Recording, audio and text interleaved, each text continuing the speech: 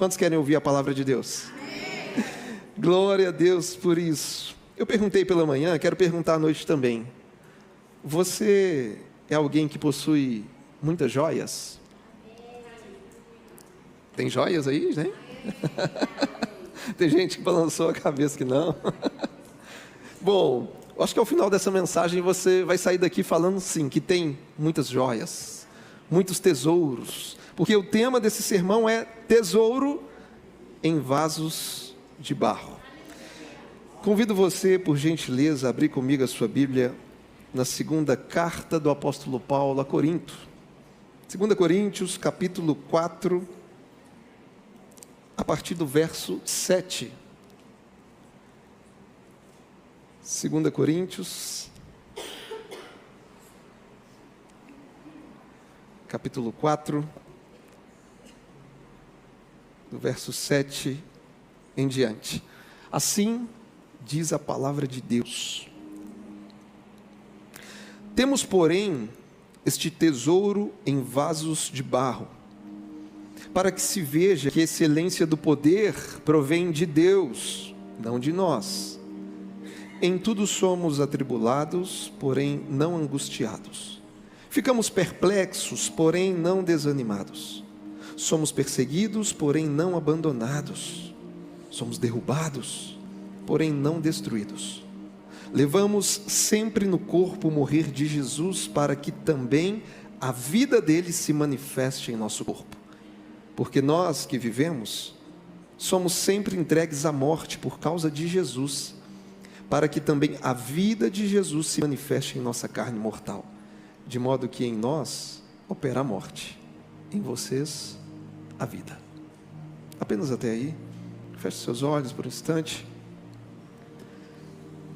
Pai, nós te rendemos graças nessa noite. A tua palavra foi apresentada, foi lida publicamente, e nós reconhecemos que de ti vem o poder, do teu Espírito vem a manifestação para transformar o nosso ser, mudar o nosso entendimento e transformar o nosso coração. Nós te pedimos, Pai, que nessa noite, mais uma vez, possamos experimentar a visitação da tua verdade anunciada. Que isso transforme as nossas casas, Pai, e nos dê a plena consciência de que um dia recebemos um incomparável tesouro que o Senhor derramou no nosso coração, e que possamos caminhar em novidade de vida a partir daquilo que já recebemos por meio da fé em Ti, Pai. É o que nós te pedimos nessa noite, para a Tua glória, em nome de Jesus. Amém. Amém. Você sabe qual é a joia mais cara do mundo? A joia mais cara do mundo é o Hope Diamond, traduzindo diamante da esperança. O Hope Diamond é um diamante azul de aproximadamente 45 quilates. E o seu valor estimado ultrapassa os 300 milhões de dólares. E aí você acha que um diamante tão caro como esse está guardado num lugar qualquer? Claro que não. O Hope Diamond está em Washington, D.C., nos Estados Unidos, no Museu Nacional de História Natural. E ele está guardado dentro de uma caixa de vidro à prova de balas, cercado por muitos sensores, muitas câmeras e um forte sistema de alarme. Então ele está bem guardado. E toda essa segurança faz sentido porque, afinal, estamos falando de um objeto raríssimo e extremamente precioso. Agora, imagine comigo uma situação bem bizarra. Imagine se o dono desse diamante decidisse tirá-lo do museu nesse exato momento. Ele teve uma ideia brilhante.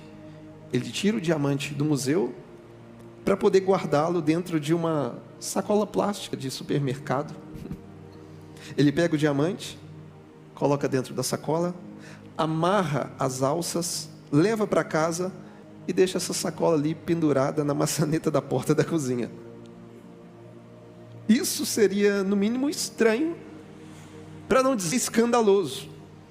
Porque quem que em sã consciência guardaria uma preciosidade dessas em algo tão frágil, tão ordinário, tão descartável, como uma sacola plástica de supermercado? Estranho, né? E se eu te disser que foi exatamente isso que Deus fez? O Deus Todo-Poderoso, em sua sabedoria e graça, decidiu depositar o seu maior tesouro dentro de vasos frágeis, limitados e comuns como nós. Ele não depositou esse tesouro em cofres celestiais com um esquema de segurança máxima, mas ele depositou esse tesouro em seres humanos quebráveis, como eu e você. Mas por qual motivo Deus fez isso? Bom, é isso que vamos descobrir nessa mensagem. Vamos juntos? Em primeiro lugar, nós temos o verso 7. Projeta para a gente o verso 7, por gentileza. Diz o seguinte: temos, porém, este tesouro em vasos de barro, para que se veja que a excelência do poder provém de Deus, e não de nós. Nós temos aqui o verso 7. Não, né? Apenas o verso 7, por gentileza. Temos, porém, este tesouro em vasos de barro, para que se veja que a excelência do poder provém de Deus e não de nós. Olha só, o apóstolo Paulo está utilizando uma metáfora muito interessante. A metáfora de um tesouro valioso depositado em frágeis vasos feitos de barro. Aqui, a figura do vaso de barro era muito familiar para os habitantes da cidade de Corinto, porque naquela época era comum as pessoas guardarem itens valiosos em vasos de cerâmica, ou seja, vasos feitos de barro. No entanto, qual o significado dessa metáfora para nós nos dias de hoje? Bom, o tesouro representa o conhecimento da glória de Deus na face de Cristo. Ou seja, o tesouro representa a mensagem do Evangelho. E o vaso de barro representa o ser humano com toda a sua fragilidade. Então, olha só. Deus decidiu depositar esse tesouro em nossas vidas. Apesar da nossa fragilidade, eu e você carregamos uma mensagem de grande valor. Portanto, aqui nesse texto, Paulo está fazendo uma comparação. Ele está dizendo o seguinte: o vaso de barro é o evangelista, e o tesouro é o evangelho. O vaso de barro é o pregador, e o tesouro é a pregação.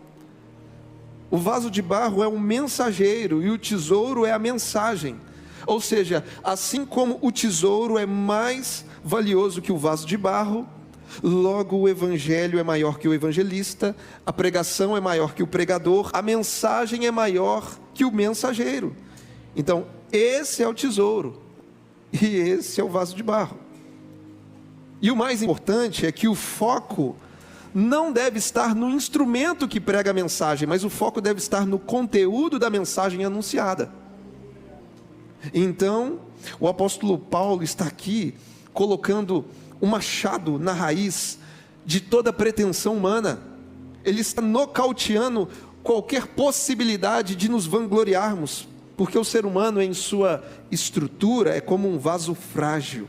Ele se desgasta, ele trinca, ele facilmente se quebra, mas o tesouro não. O tesouro não se desgasta, o tesouro não trinca, não quebra, não envelhece, não perece, mas ele permanece para sempre. Então, hoje aqui, nesta noite, acredite se quiser, nós temos uma grande reunião, uma grande assembleia dos vasos de barro.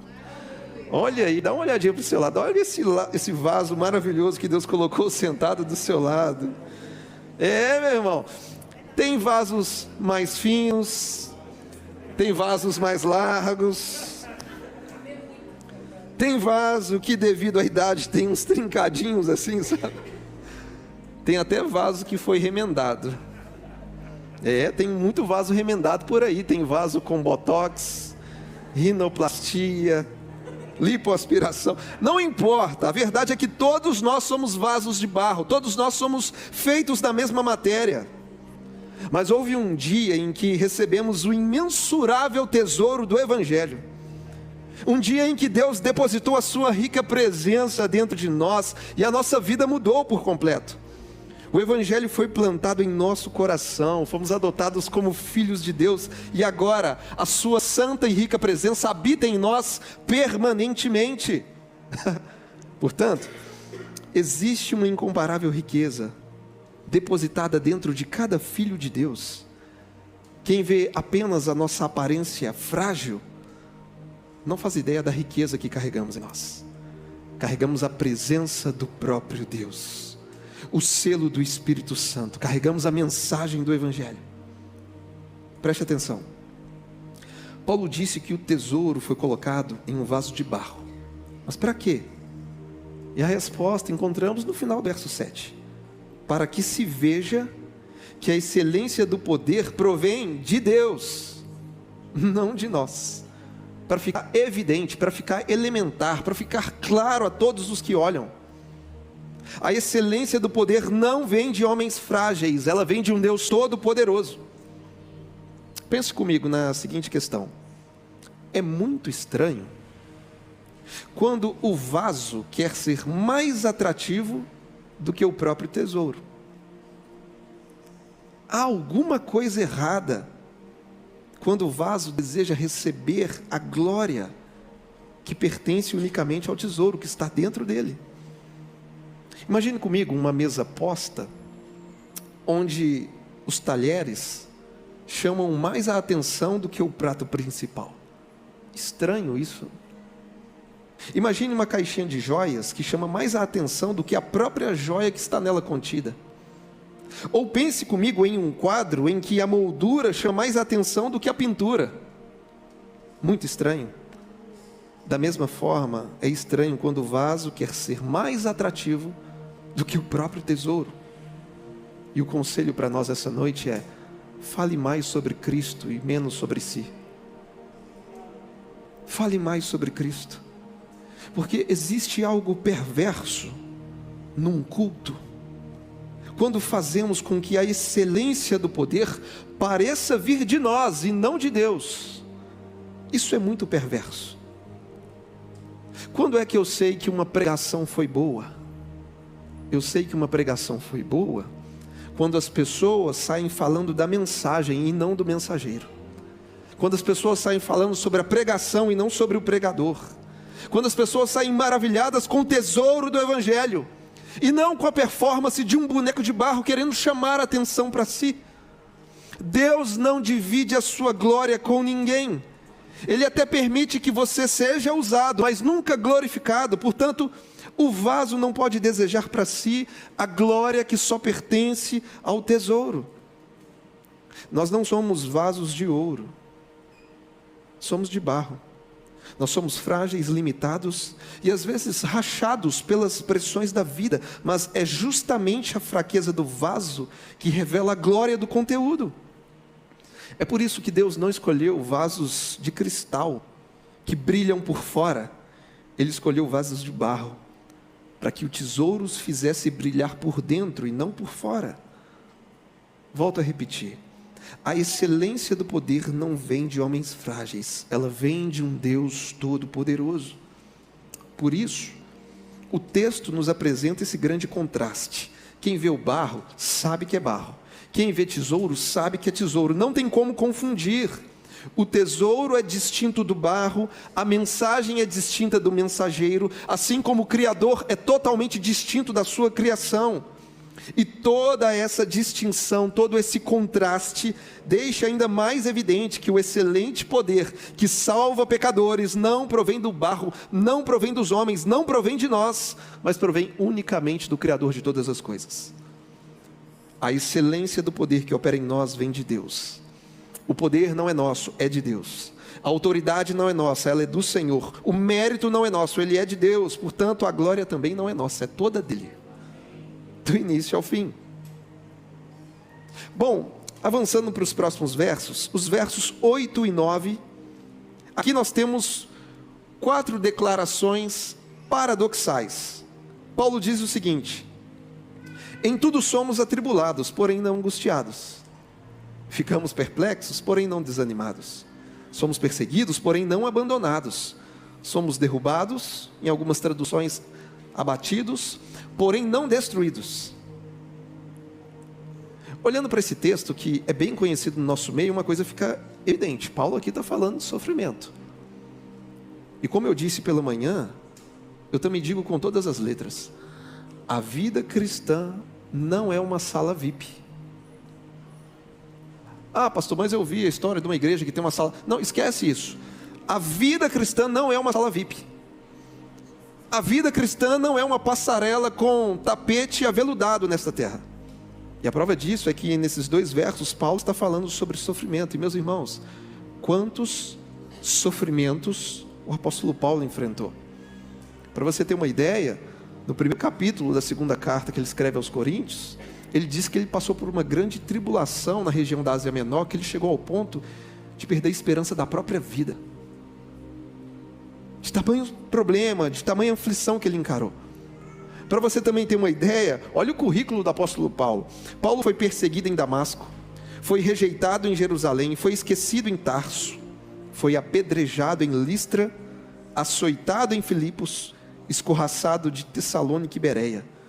Quando ele chegou em Atenas, foi chamado de tagarela, foi chamado de impostor em Corinto, enfrentou feras em Éfeso, foi preso em Jerusalém, acusado em Cesareia, enfrentou naufrágio. Lembra lá do livro de Atos? Naufrágio quando ele estava a caminho de Roma, e quando ele para numa ilha chamada Malta, ele ainda é picado por uma cobra. Então Paulo sofreu prisões, açoites, apedrejamento, fome, frio e pressão de todos os lados. Contudo, em todo o tempo, Deus estava sustentando a vida dele. Estava sustentando a vida do apóstolo Paulo. Meus irmãos, os inimigos de Paulo provavelmente olhavam para ele e diziam: o que acontece com esse cara? Por que ele não desiste? Ou por que ele não morre de uma vez? E sabe qual é a resposta? É porque o poder sustentador de Deus mantinha o apóstolo Paulo seguindo em frente. Então, nos versos 8 e 9, Paulo está utilizando 4 pares de expressões que nos ensinam a mesma verdade.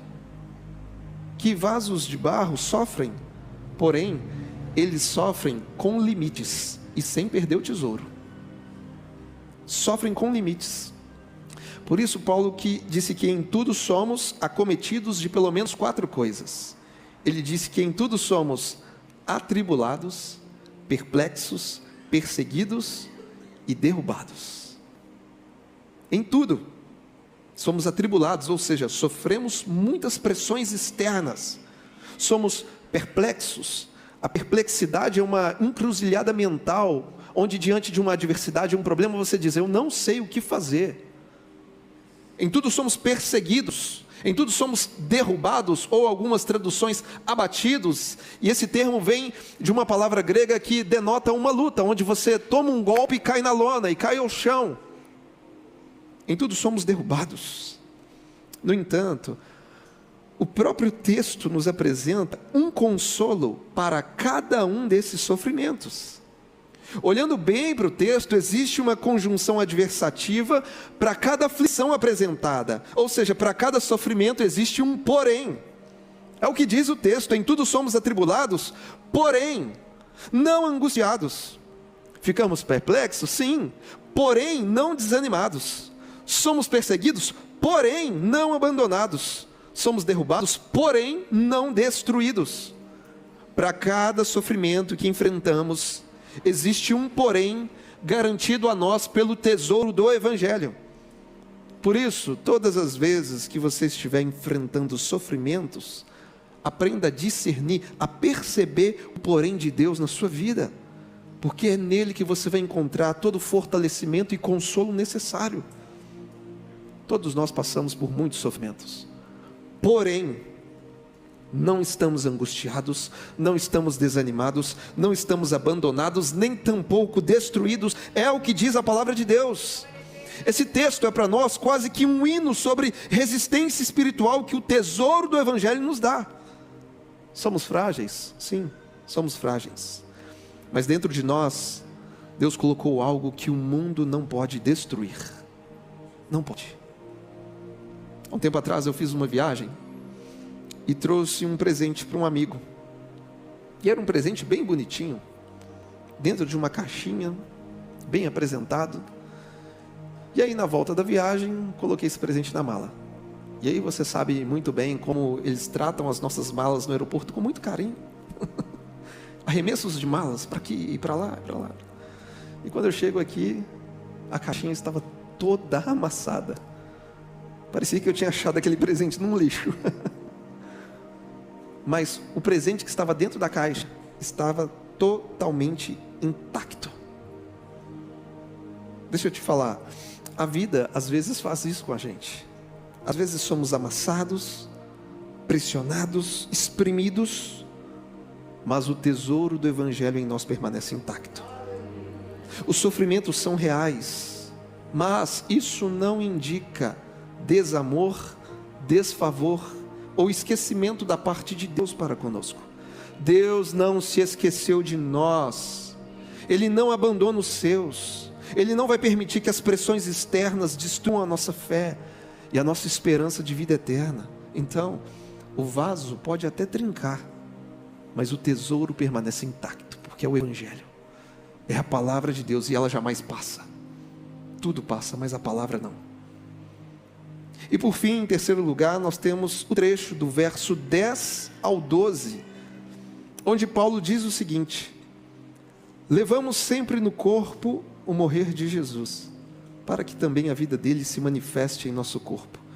Porque nós que vivemos, somos sempre entregues à morte por causa de Jesus, para que também a vida de Jesus se manifeste em nossa carne mortal, de modo que em nós opera a morte, e em vocês a vida. Aqui nós encontramos uma bendita identificação. Identificação com quem? Identificação com o nosso Senhor Jesus. Paulo diz que levamos sempre em nosso corpo o morrer de Jesus. Até mesmo porque a vida de Jesus foi mais ou menos assim. Embora justo, sofreu injustiça. Embora sendo bom, sofreu na mão dos maus. Embora verdadeiro, era sempre difamado. Embora amoroso, constantemente era odiado por muitos. E se hoje eu e você estamos espiritualmente unidos a Cristo, naturalmente iremos também enfrentar aflições semelhantes. Isso significa levar em nós, em nosso corpo, o morrer de Jesus. Meus irmãos, nós somos seguidores de um Cristo que foi assassinado. O símbolo da nossa fé é um instrumento de tortura e de execução. É a cruz do Calvário. Portanto, nós levamos conosco o morrer de Jesus o tempo todo. Nós somos um povo que pela fé morreu com Cristo, para que também a vida de Cristo se manifeste em nós. E perceba que Paulo não está falando de um sofrimento efêmero, ocasional. Ele diz: levamos sempre no corpo o morrer de Jesus. Isso nos remete a uma postura contínua de entrega, como alguém que vive com a cruz nas costas. Portanto, se trata de um padrão de auto-entrega, de renúncia, de esvaziamento diante de Deus, o tempo todo. Será que nós temos uma fé que apenas recebe bênçãos, ou uma fé que diariamente toma a sua cruz e segue o Cristo ressurreto? Porque nesse texto, Paulo está revelando a todos nós o grande paradoxo da vida cristã: morrer para que outros vivam, sofrer para que outros sejam consolados, ser esmagado no tempo presente para que o perfume de Cristo em nós se espalhe ainda mais. Pastor, mas como que isso faz sentido? Bom, isso faz todo sentido para o Evangelho.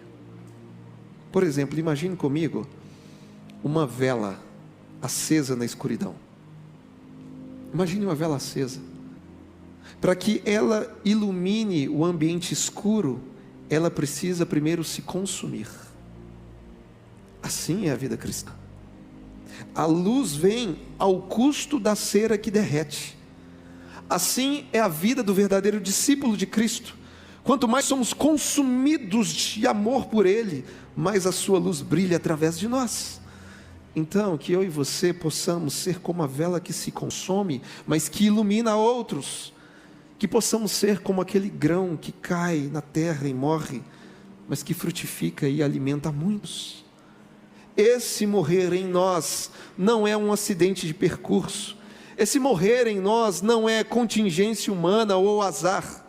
Esse morrer em nós é propósito, é vocação cristã. Nós somos como um sacrifício vivo colocado sobre o altar de Deus para que a vida de Jesus se manifeste em nossa carne mortal. Porque é na nossa fraqueza que a força dele aparece. É na dor que a glória se acende.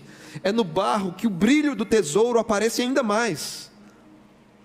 Pense comigo naqueles missionários que enfrentam doenças, missionários que enfrentam perseguições, pobreza extrema, por amor ao Evangelho. Pense neles, porque aos olhos do mundo eles parecem perdendo a vida, mas aos olhos eternos eles estão gerando vida, porque neles opera a morte, mas nos povos que eles alcançam manifesta-se a vida de Jesus. Quando servimos a Cristo, a morte opera em nós, para que a vida opere naqueles para os quais ministramos.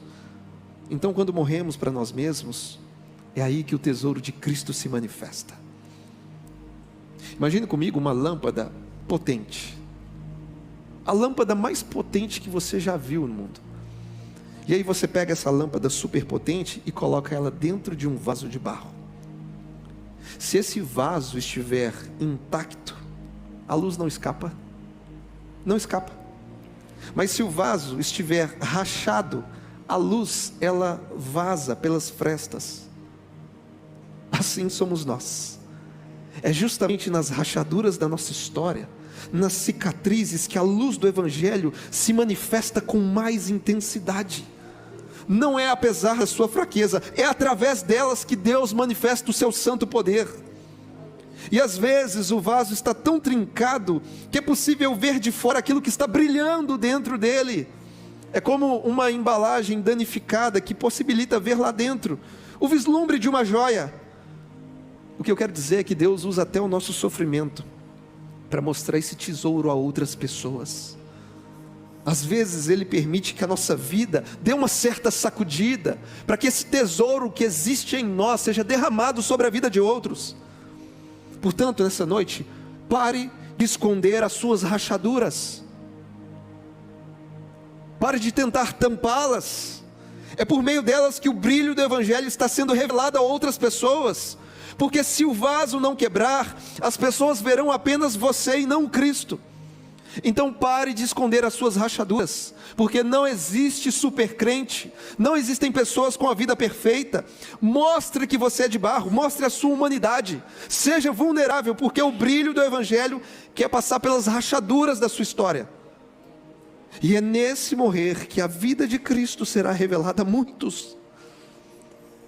Eu sei que imitar a Cristo não é fácil, mas ainda assim podemos nos alegrar, porque ninguém pode tirar esse tesouro de dentro de nós. Ainda que você fique todo ralado, esse tesouro não se perde. Então entenda algo: nós não vamos sofrer além do que possamos suportar. Nenhum de nós vai sofrer ao ponto de que o tesouro se perca por completo. E ainda por cima, o nosso sofrimento por amor ao Evangelho pode ser benéfico a outros. Pode ser uma oportunidade soberana de Deus para que Cristo seja visto em nós, em nossas vidas. Porque quando o vaso trinca, é possível ver de fora aquilo que está brilhando dentro dele. Então todas as vezes que você estiver sofrendo por causa da sua fé, por causa do Evangelho, pense: isso que eu estou passando é uma oportunidade para que o brilho do Evangelho seja visto por outras pessoas. Eu estou levando o morrer de Cristo para que a vida dele se manifeste na minha vida. E aqui a aplicação é clara: pare de tentar parecer alguém perfeito, porque você não é, nós não somos. Pare de ficar tentando parecer que forte demais o tempo todo. Pare de maquiar o vaso. Em vez disso, deixe o tesouro brilhar através das suas rachaduras. Viva de tal forma que as pessoas não admirem o vaso, mas que elas glorifiquem o Deus que habita dentro dele, porque a glória é dele. E eu encerro essa mensagem dizendo que a lógica divina, ela sempre nos surpreende, porque esse mundo, ele só valoriza aquilo que é forte, aquilo que é resistente, aquilo que é brilhante. Só que Deus escolheu algo frágil, simples e comum para carregar a maior de todas as riquezas, o Evangelho glorioso do nosso Senhor Jesus. Será que nós entendemos isso? A grandeza disso, a dimensão que isso traz a todos nós. Não é sobre o vaso, é sobre o tesouro. Não é sobre o quanto você aguenta, é sobre quem te sustenta. Não é sobre a beleza do recipiente, é sobre o poder que habita dentro dele. Então, se nesta noite você está passando por pressões, sofrimentos, por momentos de esgotamento, lembre-se, o vaso pode até se sentir quebrado, mas o tesouro permanece intacto. A vida de Jesus está operando em você, está operando na sua alma, no seu coração, mesmo nas circunstâncias mais difíceis da sua vida. Eu creio que hoje Deus está nos chamando a aceitar a nossa fragilidade e ao mesmo tempo confiar na sua suficiência poderosa, na suficiência do seu santo poder, porque o vaso é frágil, mas o Evangelho é poderoso, o Evangelho é eterno, o Evangelho jamais pode ser mudado. Pense nisso. Você que está aqui recebeu o tesouro do Evangelho, você recebeu o Espírito Santo.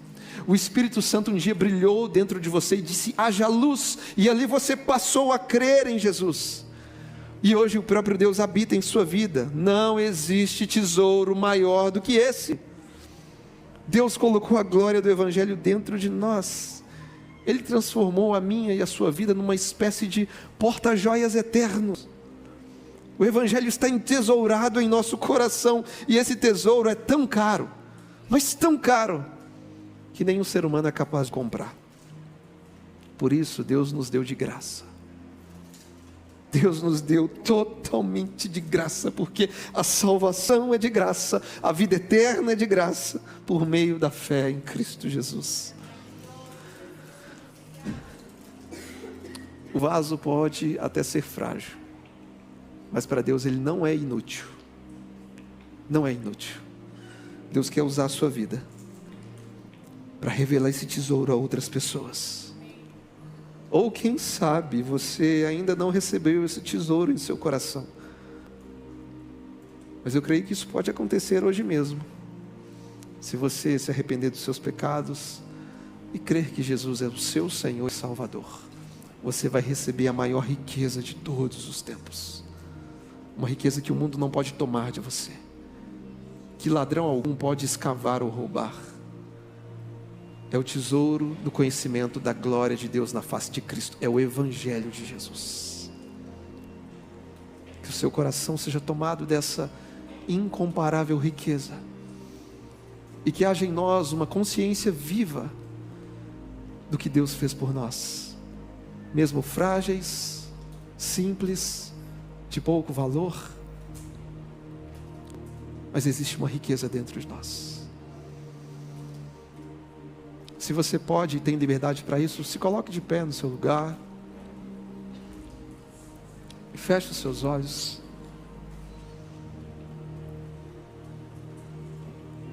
O nosso Senhor morreu numa cruz para que uma riqueza fosse depositada em nossos corações, e esse tesouro é o que nos mantém, é esse tesouro que nos sustenta, é Ele que nos dá a esperança de eternidade,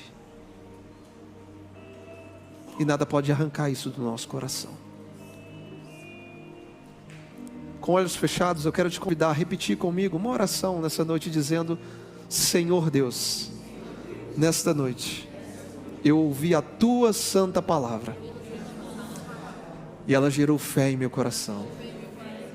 Por isso agora, eu me arrependo dos meus pecados, eu me arrependo do meu passado, eu creio com o meu coração e declaro publicamente que Jesus Cristo é o meu Senhor e Salvador. Escreve, ó Deus, o meu nome no livro da vida, porque nesta noite eu faço uma aliança contigo, crendo que o Senhor há de depositar um incomparável tesouro no meu coração. Amém. E ainda de olhos fechados, com toda sinceridade, eu quero perguntar se você fez essa oração pela primeira vez, se você sentiu o toque do Espírito Santo, e pelo toque do Espírito Santo você pela fé decidiu entregar a sua vida a Cristo nessa noite. Eu queria pedir que você levantasse a sua mão assim bem alto onde você está. Você que fez essa oração, entregando a sua vida a Cristo, reconhecendo Ele como seu Senhor e Salvador, erga a sua mão. Nós estamos em família, porque só Jesus pode fazer novas todas as coisas. Só Ele pode nos dar o verdadeiro tesouro, colocando Ele no recipiente do nosso coração.